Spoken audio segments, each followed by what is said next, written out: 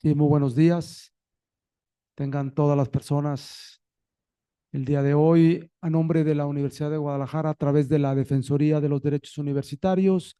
Tenemos el gran privilegio de poder en esta mañana contar con excelentes y grandes invitadas de honor. Muchas gracias a la doctora María Victoria García del Blanco. Gracias, doctora Cecilia Rosado. Muchas gracias, doctor Arturo Villarreal, doctor Jorge Chaires.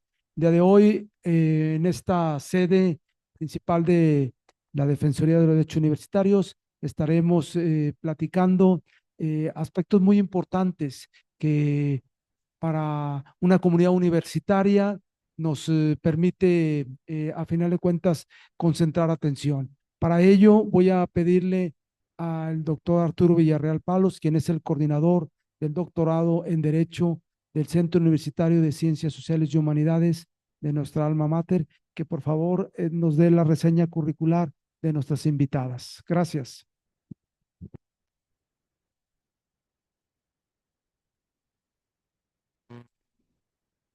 Bueno, muy buenos días.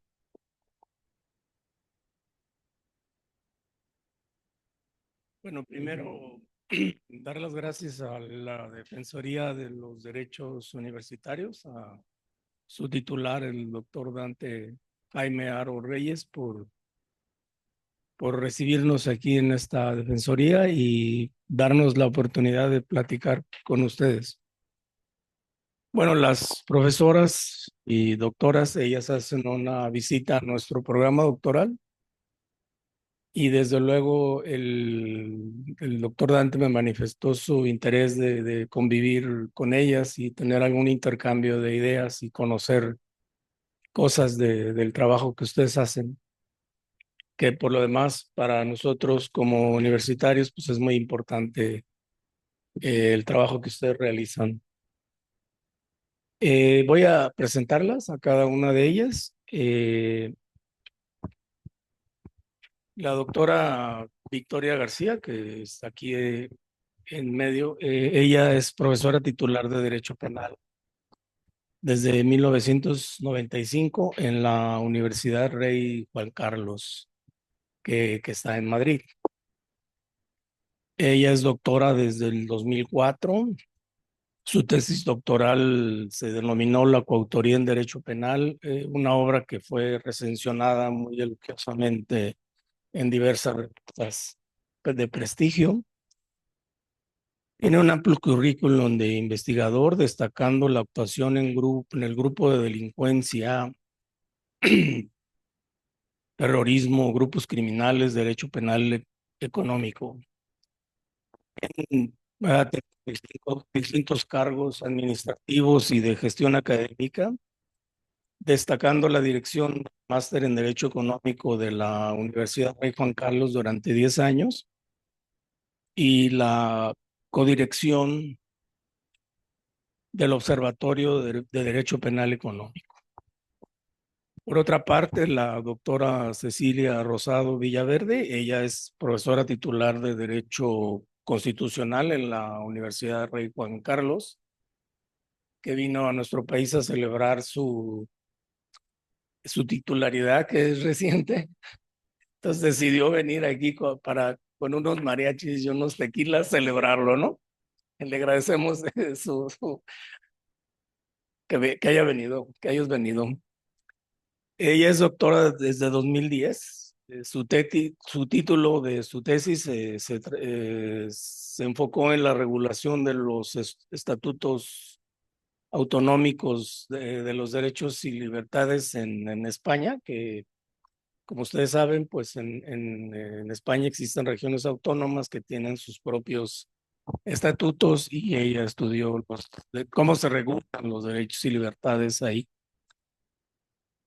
A pesar de que ustedes la ven tan joven, tiene más de 50 publicaciones en editoriales y revistas de reconocido prestigio sobre la organización territorial del poder, la garantía y protección de los derechos y libertades y el poder judicial. Ha realizado estancias de investigación en Italia, en Francia y en Estados Unidos y forma parte del grupo de innovación docente El arte de contar el derecho. Diferentes cargos de gestión también ha tenido, destacando que fue secretaria de la Revista Europea de Derechos Humanos.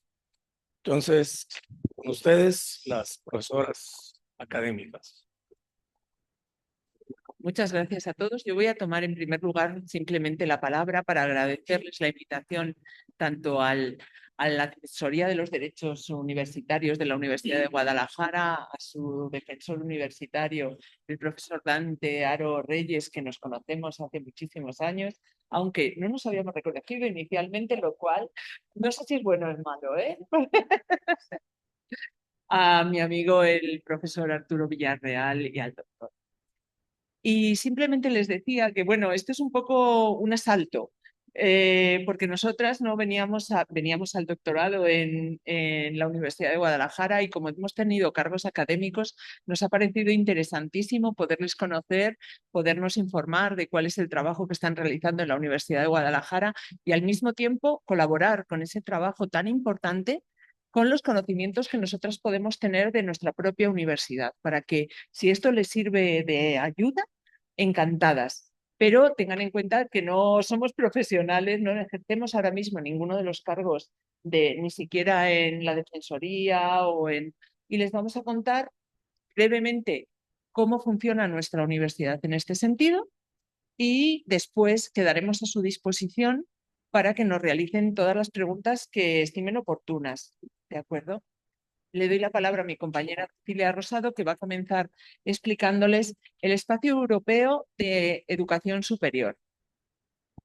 Bueno, muchísimas gracias. Yo también quisiera rápidamente dar las gracias a la Defensoría de los Derechos Humanos Universitarios de la Universidad de Guadalajara. Muchas gracias, doctor Dante Aro. Muchísimas gracias y, por supuesto, al doctor Arturo Villarreal. Gracias por la invitación.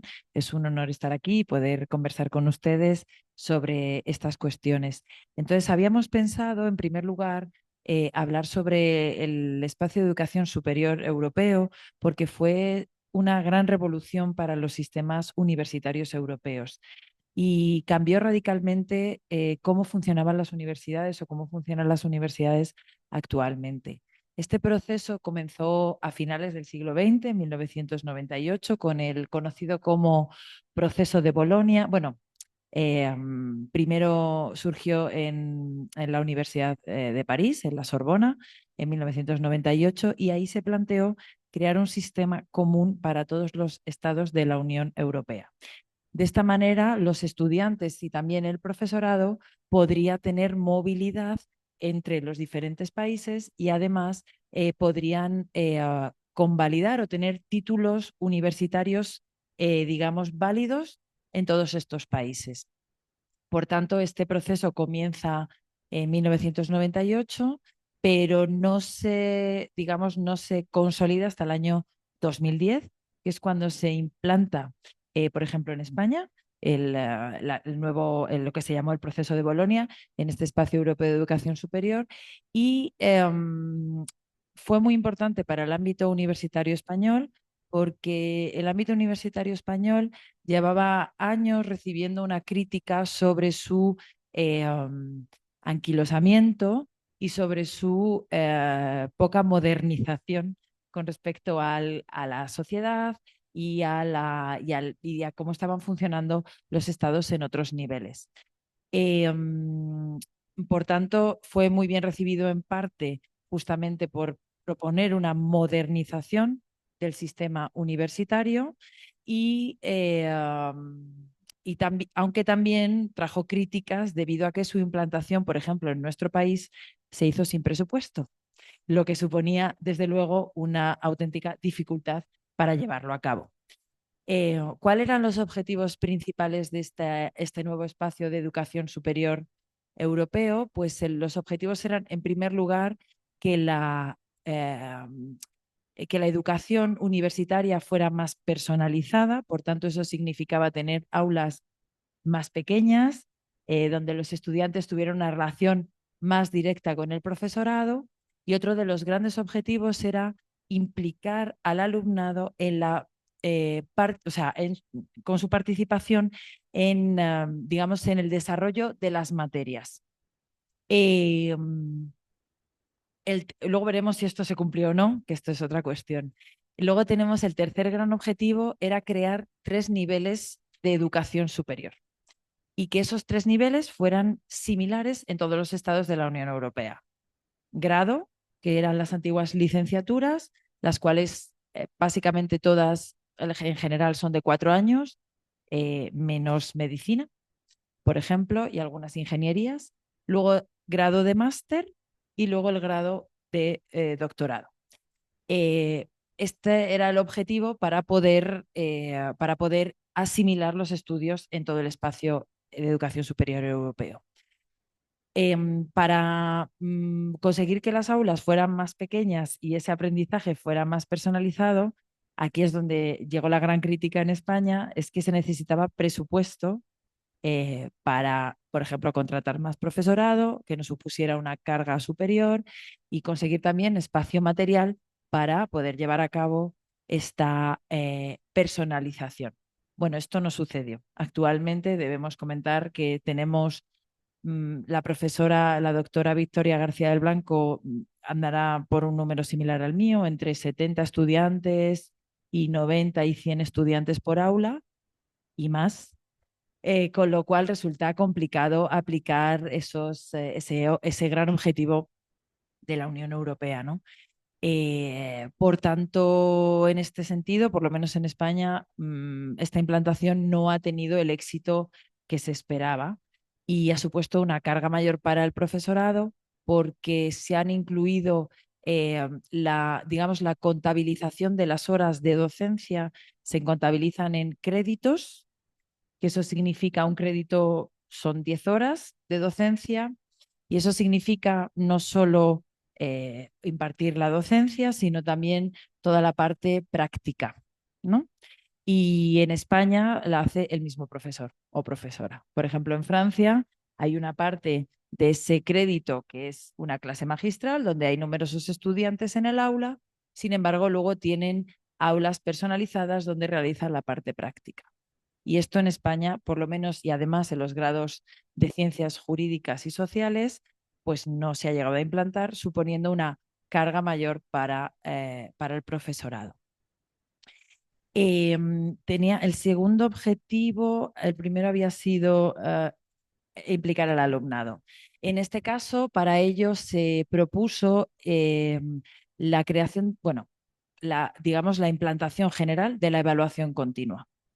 Por tanto, el alumnado no solo recibía la docencia o las clases magistrales del profesor o la profesora, sino que además tenía que implicarse en su propia formación, ¿no? Y bueno, en ese sentido, las universidades han creado centros de formación para formar al profesorado y también a los estudiantes para poder llevar a cabo digamos, esta nueva formación donde haya más participación. Y con respecto a los 3 niveles de educación, que es el tercer gran objetivo, y con esto le paso la palabra a mi compañera para seguir hablando de otras cuestiones, lo cierto es que al principio hubo un cierto decalaje porque seguían en vigor las licenciaturas anteriores y había que, digamos, crear todo el nuevo sistema en las universidades de grado, pero actualmente tenemos una agencia de acreditación nacional en la cual todos los estudios, todos los grados y los másteres también y los doctorados pasan por un examen cada 6 años para ver si se cumplen con los objetivos del espacio europeo de educación superior. Y de esta manera se está perfeccionando todas estas cuestiones, si bien ese primer gran objetivo sigue sin conseguirse. Gracias. Bueno, por no cortar en seco y además con una visión un poco negativa de nuestra evolución, que ha sido bastante buena, yo creo que podemos estar muy orgullosos en España del esfuerzo realizado por un cambio sustancial en nuestra visión universitaria. Aunque, como ha dicho mi compañera, el peso, la carga, se la han llevado los profesores en su espalda. con unas condiciones económicas lamentables y una carga de trabajo que se incrementó exponencialmente, porque me estoy metiendo en su terreno, pero les cuento de mi experiencia vivida, porque todo esto lo hemos vivido nosotras.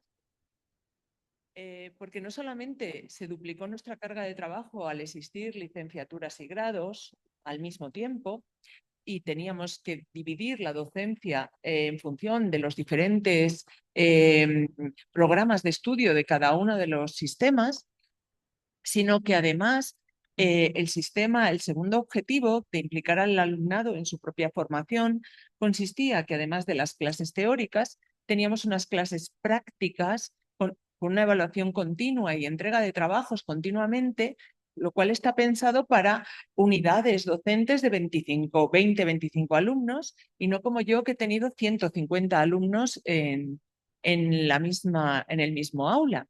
Entonces, imagínense, para trabajar en entrega de prácticas y exposiciones por grupos con 150 alumnos, pues nos daban esos cursos de formación que era cómo aplicar ese sistema en grupos grandes. Bueno, pues es que no es para grupos grandes, es para grupos pequeños. Bueno, pues eso ha sido muy duro, muy duro. Pero sí que es cierto que hemos salido ganando, porque por lo menos yo siempre he orientado desde mucho antes de Bolonia nuestro aprendizaje hacia la práctica, y la realización de prácticas fundamentadas por parte de los alumnos creo que es lo que mejor les acerca a los problemas reales que van a tener, a los cuales van a tener que enfrentarse el día de mañana. La creación de esas agencias de evaluación externa también ha significado evitar en muchos casos el nepotismo universitario, la individualización de los criterios propios de cada una de las universidades, porque tienes que dar cuenta a un organismo exterior, externo, que depende del Ministerio de Educación o de las consejerías de educación de las diferentes autonomías, y la universidad tiene que enseñar sus miserias. Y si no ha cumplido con los objetivos, pueden cerrarles los estudios, lo cual es un desprestigio brutal para esas. No ha ocurrido, no, por lo menos en la nuestra. No. En algunas privadas, sí, porque había mucha diferencia entre la educación en educación pública, en universidades públicas, que en universidades privadas, donde las exigencias se relajaban bastante. Entonces, ahora estos criterios de la ANECA lo que han hecho es unificar el sistema en todas las universidades en cuanto a exigencia, en cuanto a el grado de formación que deben tener los profesores, en cuanto a los conocimientos que deben tener los alumnos, etc. Por ponerles un ejemplo, uno de los grados que se eliminó en una de las universidades privadas impartía el grado de Derecho que nosotros impartimos en 4 años, lo impartían en 1 año solo viernes y sábados. Se les cerró, claro, inmediatamente por parte de la agencia externa. También la acreditación del profesorado y sus méritos para poderse presentar a plazas de funcionario se ha unificado para todo el Estado, se han incrementado, son muy duros, pero ahora mismo no cualquiera puede acceder a ser funcionario dentro, y hemos tenido que trabajar muchísimo para que nuestros currículum puedan superar esos criterios externos, esas evaluaciones externas por parte de la ANECA, lo cual ha beneficiado muchísimo a nuestros estudiantes también. Y ahora voy a lo mío. Es que quería que vieran también el esfuerzo que hemos realizado, sobre todo por parte del profesorado. Les voy a hablar del órgano paralelo a su Defensoría de Derechos Universitarios, que el nuestro se llama muy parecido, el Defensor Universitario.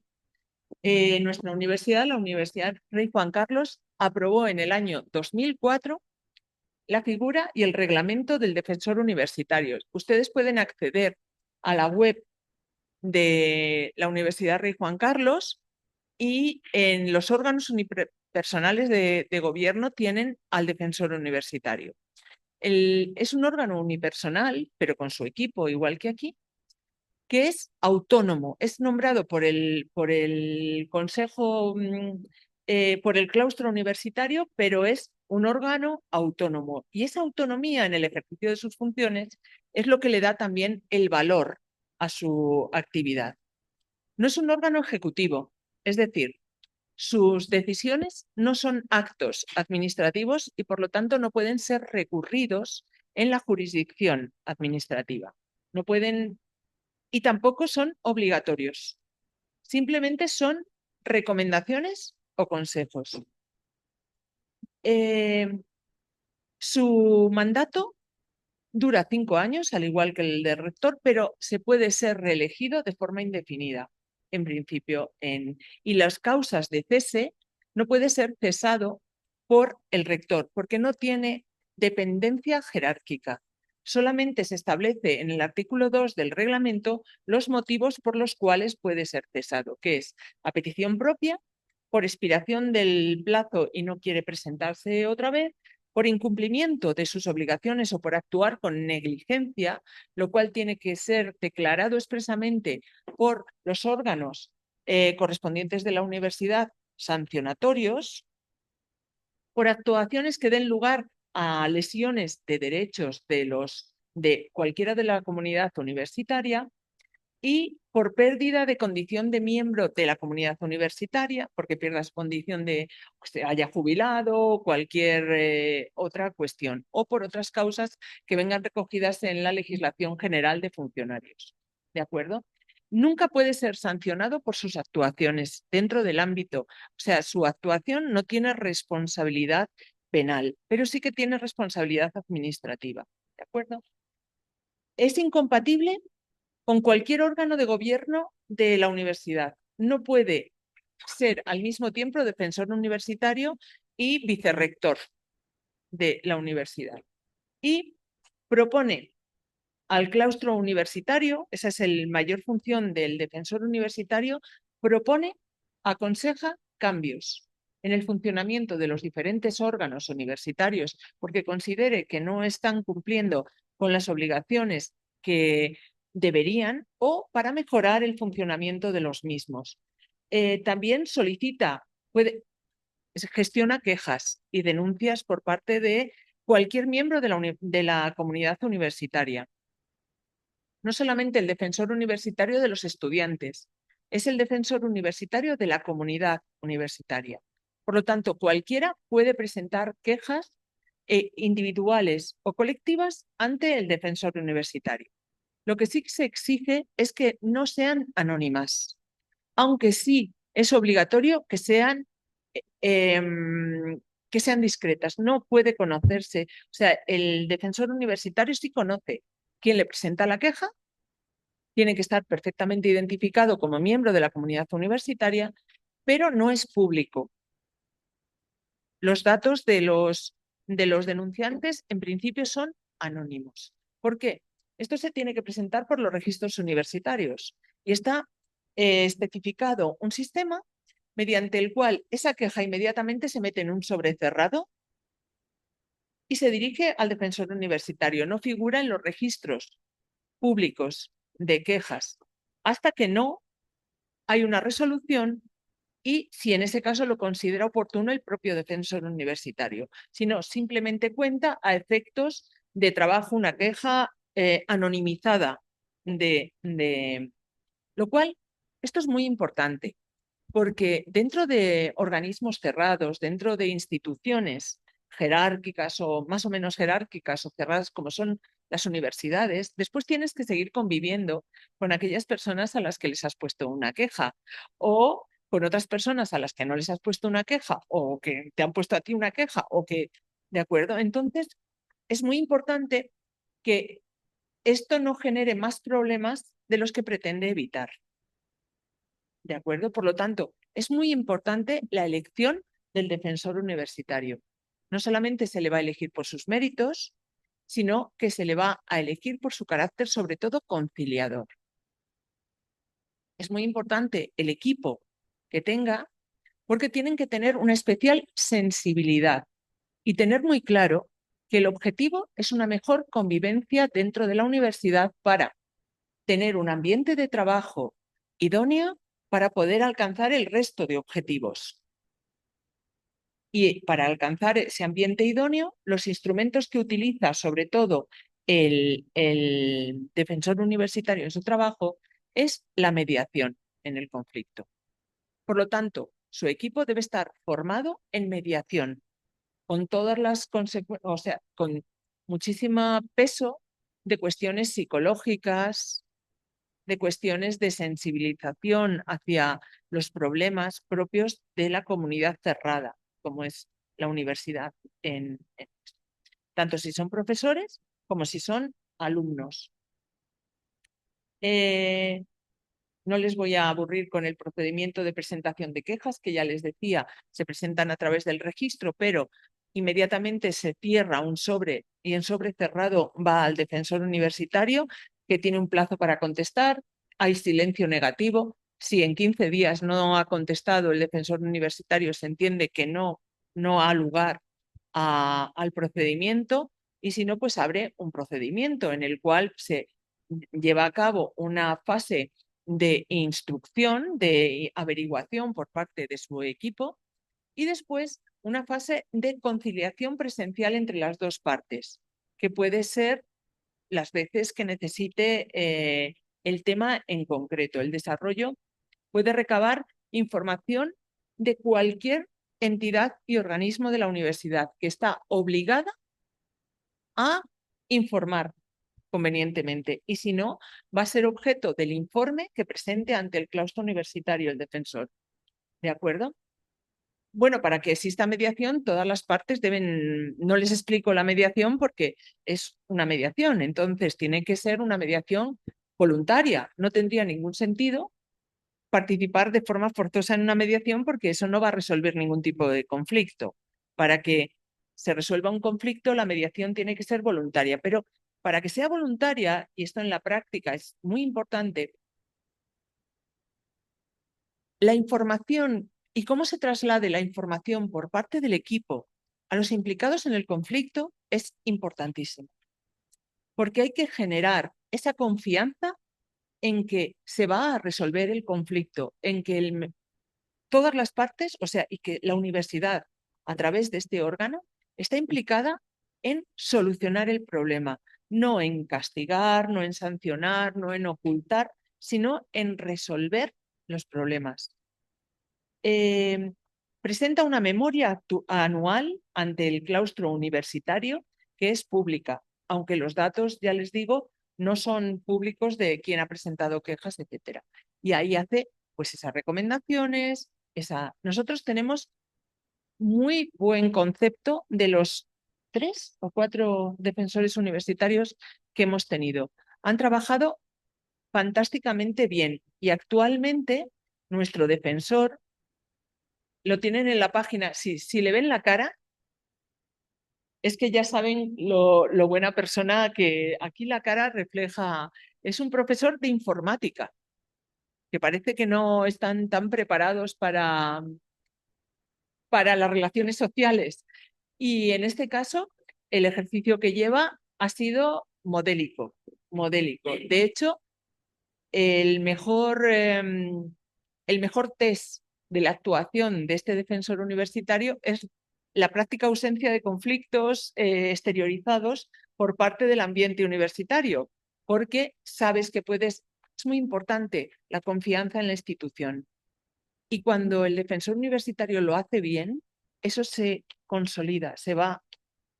Y la verdad es que estamos muy contentos con la actuación de nuestro actual y los anteriores defensores. La anterior era una compañera de derecho.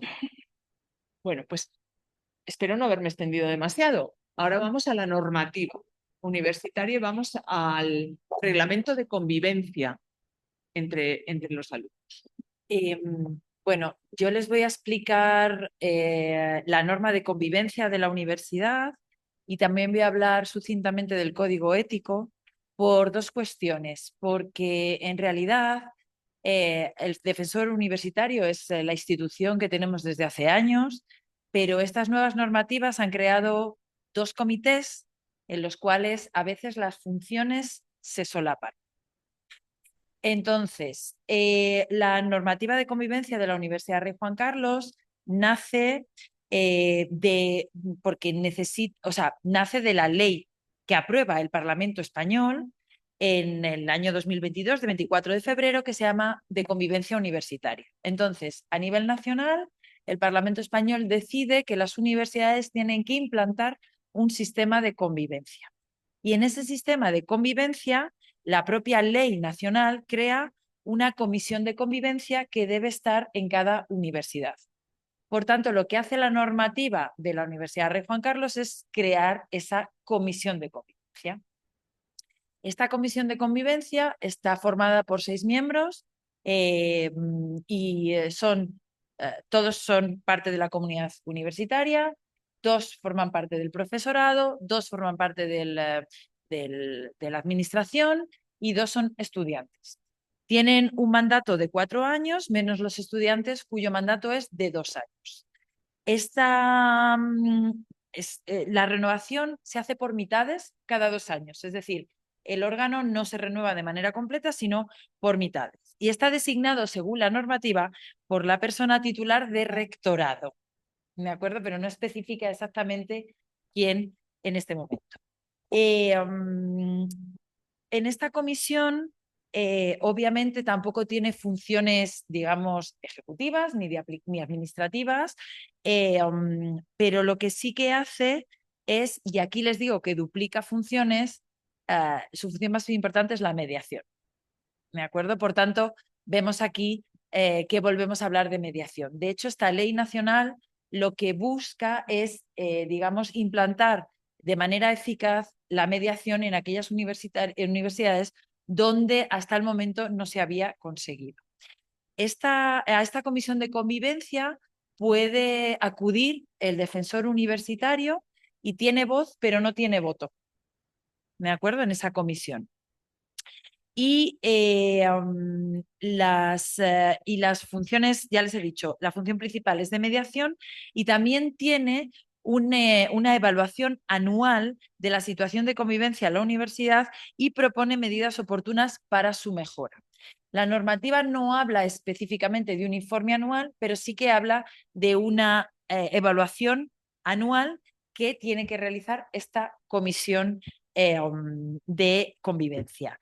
Es interesante que en esta normativa de convivencia, además de la comisión de convivencia, se recoge el sistema, el régimen disciplinario del estudiante, solo del estudiante.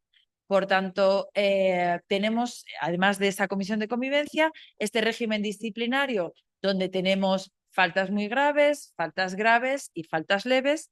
Las que más se recogen son faltas graves, las que menos faltas leves. Y una cuestión que comentábamos Victoria y yo con respecto a esta cuestión es que, bueno, por ejemplo, una de las faltas muy graves es acosar sexualmente o por razón de sexo, pero no habla en ningún momento de violencia machista, que era una cuestión que nos planteábamos en las diferentes normativas que hemos estado viendo y ahora la profesora García del Blanco seguro que les explica esta cuestión también con el tema del acoso, que no se menciona la violencia machista en ninguna normativa.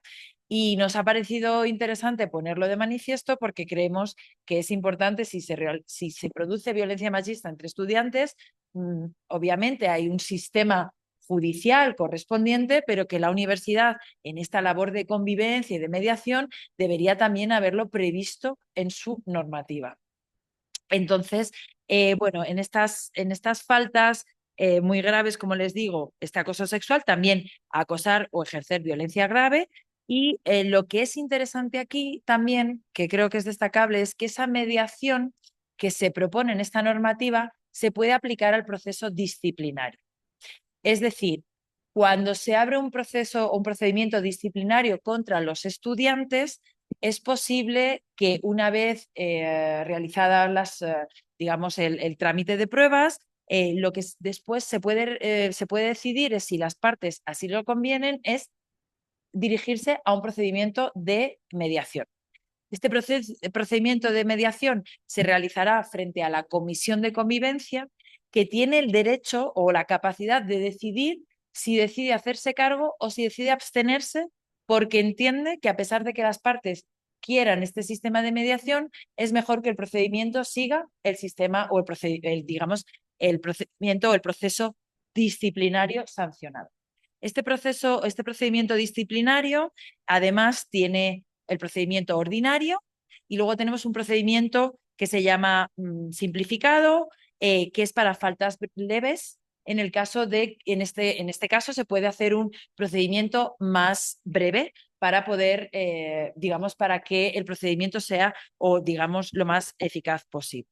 Estos son los puntos esenciales que yo quería destacar. Luego, si quieren que les comente el tipo de faltas muy graves, faltas leves, este procedimiento ordinario lo podemos ver si a ustedes les interesa. Y quería mencionar también el código ético, porque es otra normativa donde se crea otro comité ético. Por tanto, tenemos Defensoría Universitaria, tenemos Comisión de Convivencia y tenemos Comité Ético, que es verdad que en este caso el comité ético tampoco tiene ningún tipo de función que pueda ser ejecutiva o sancionadora, y lo que busca es fomentar los principios en los cuales se basa la universidad, que son justicia e igualdad, y hace especial relevancia a la igualdad de género, integridad y honestidad, desarrollo humano sostenible, dignidad, tolerancia e inclusión, respeto y colaboración, participación democrática, buen gobierno, transparencia y rendición de cuentas, compromiso con la institución, calidad y excelencia y, por supuesto, responsabilidad. Estos son los principios reconocidos en este código ético que deben ser, digamos, garantizados por el comité ético, y este comité además tiene que encargarse de la difusión y del seguimiento de su cumplimiento, a pesar de que, como les he dicho, no es un cumplimiento ejecutivo, ¿de acuerdo? Pero sí que este comité está para supervisar si realmente se cumplen estos principios. Por tanto, esta es la red que tenemos en este momento para defender los derechos universitarios, que es muy interesante. También creemos que a veces se duplica y hay que ver si se combinan bien. Y luego hay una cosa muy importante, y es que en nuestra universidad, como ha dicho la profesora Victoria García del Blanco, el defensor universitario funciona muy bien. Funciona muy bien desde hace muchos años.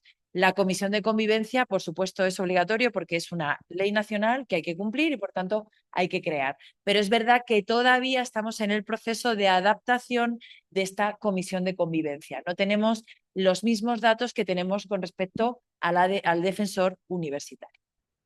Así que yo creo que más o menos esos son los puntos importantes. Y del último, ya voy a acabar.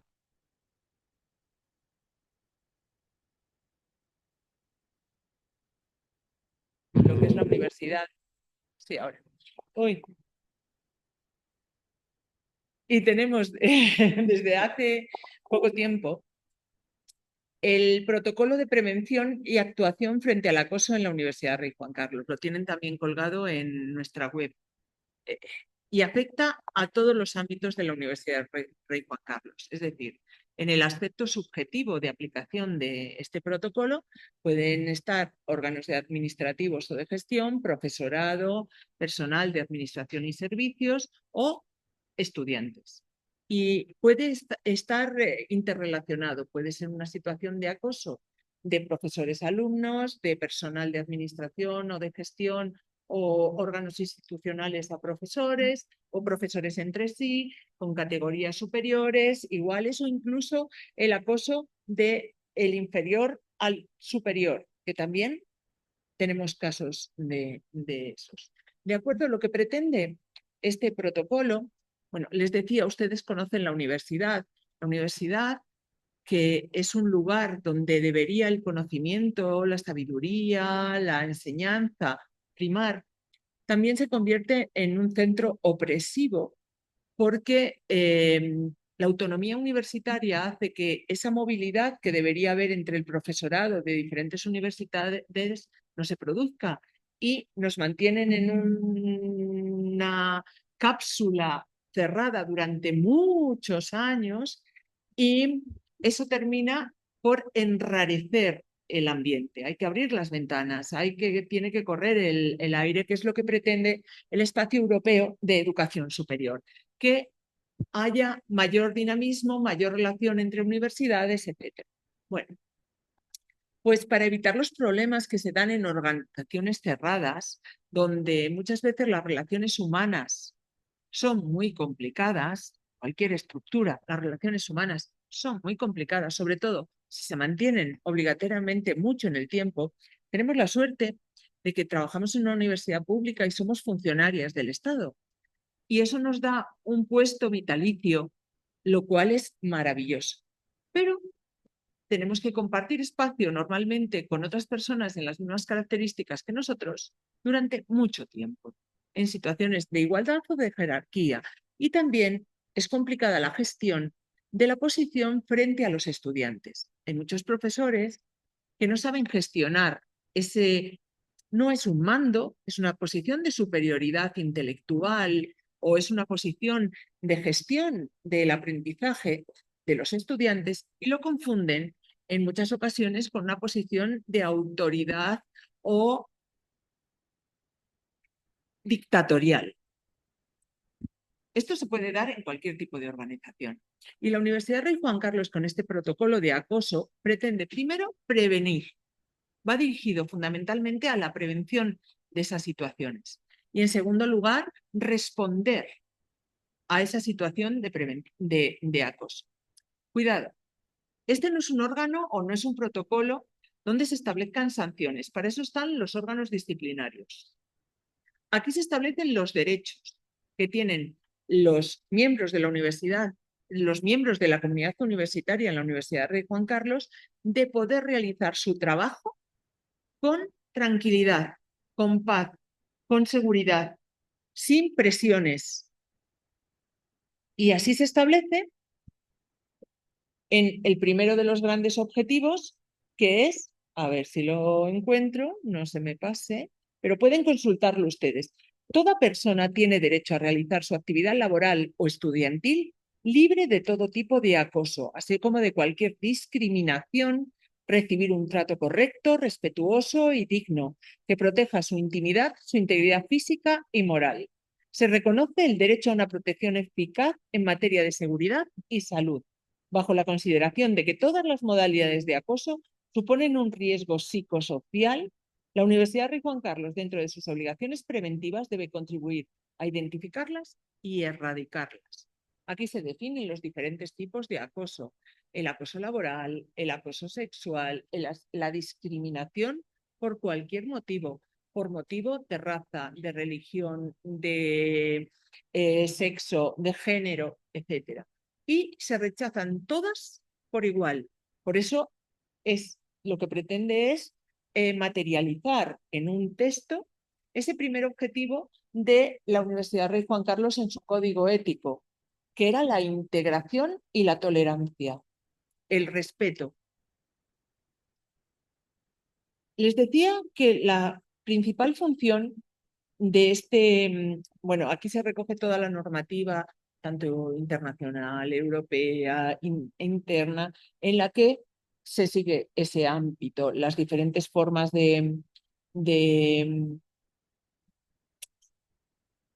las diferentes formas de acoso, etc. Y se crea un órgano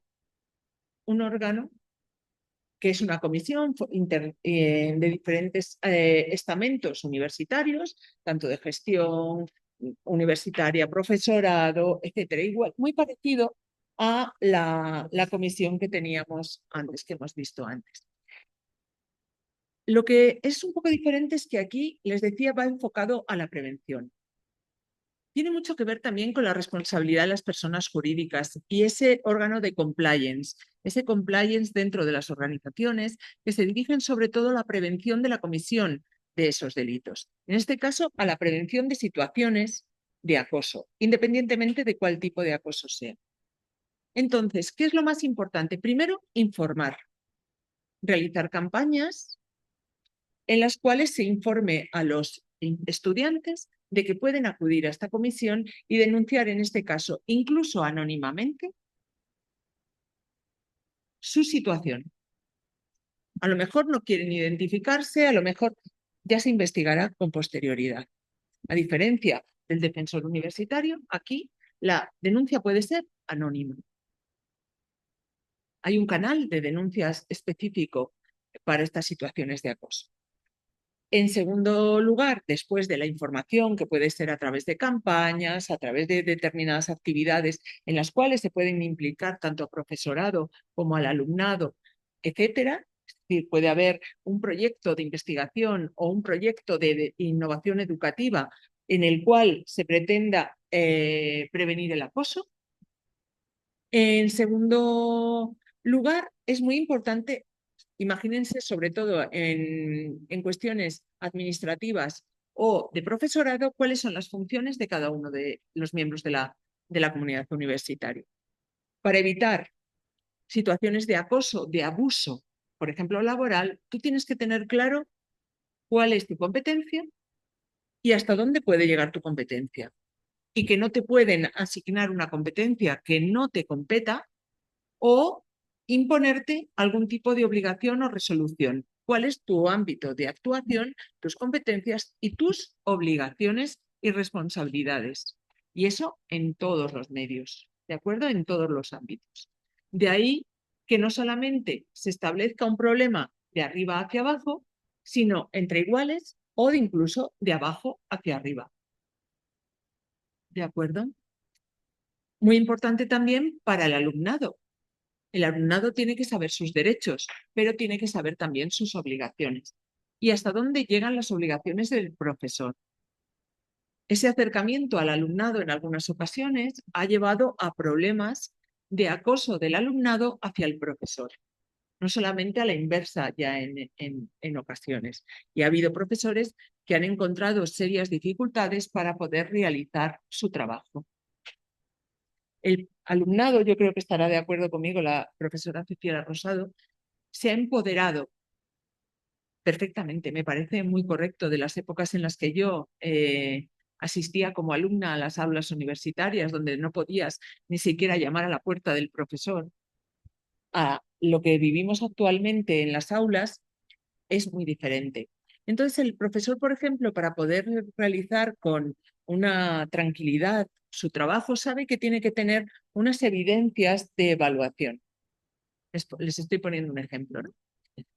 El alumnado no siempre cumple con esas evidencias de evaluación y ahí es donde empiezan los problemas. Pero si el profesor tiene claro cómo tiene que realizar su trabajo, cuál es su responsabilidad y las consecuencias, esto depende mucho de eso que les contaba antes, de tener que dar cuentas a agencias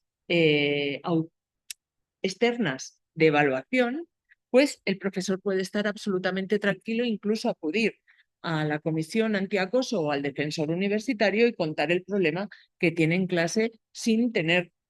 También los alumnos tienen una serie de encuestas de valoración docente al profesorado que se tienen además en cuenta después para un mérito docente que es el certificado de docencia, que es cada 3 años, te evalúan, se acumulan un montón de méritos docentes, entre los cuales están las evaluaciones que tus alumnos han hecho sobre ti, antes de ver sus notas.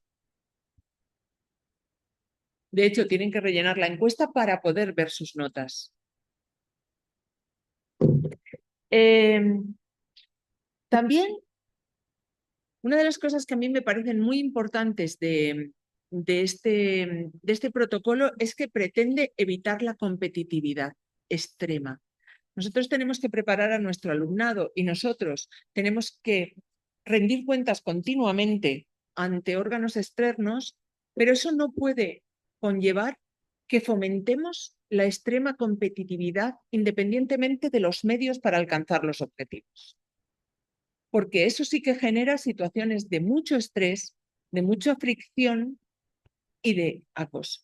Y como les decía, y por ir acabando y abrir el turno de preguntas que les estoy viendo que están muy interesados en preguntarnos, no se menciona expresamente, sí se menciona el acoso sexual y de hecho se excluye de los procesos de mediación el supuesto de acoso sexual, pero no se menciona en ningún caso los supuestos de acoso, de violencia de género, supuestos que ahí se excluye la mención a esas situaciones, por lo tanto, no vamos a poderlas calificar de acoso y no van a estar dentro de este ámbito, sino que va a haber que llevarlas necesariamente al ámbito disciplinario.